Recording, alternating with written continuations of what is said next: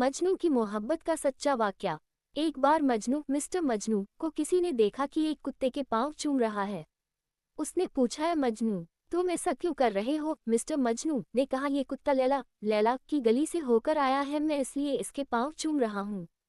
ऐसे मस्त और अकल खराबी आए हुए इंसान को मजनू पागल न कहा जाए तो क्या कहा जाए? किसी फारसी शायर ने यही बात शेर में कही है। मैं लैला के घर की दीवारों का तवाफ करता हूँ, कभी ये दीवार चूमता हूँ, कभी वो दीवार चूमता हूँ। और दरअसल इन घरों की मोहब्बत मेरे दिल पर नहीं छा गई, बल्कि उसकी मोहब्बत जो इन घरों में रहने वाली है। एक दफ़ा शहर के हाकिम ने सोचा कि लैला को देखना चाहिए कि मजनू और उसकी मोहब्बत के अफसाने हर एक की ज़बान पर हैं।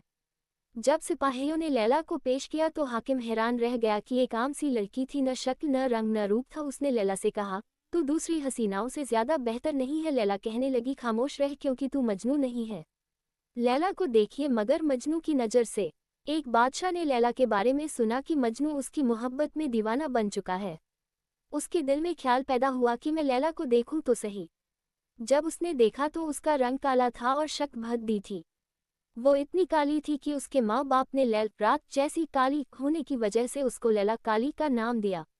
लैला के बारे में बादशाह का ख्याल था कि वो बड़ी नाज़नीन और परी जैसे चेहरे की होगी।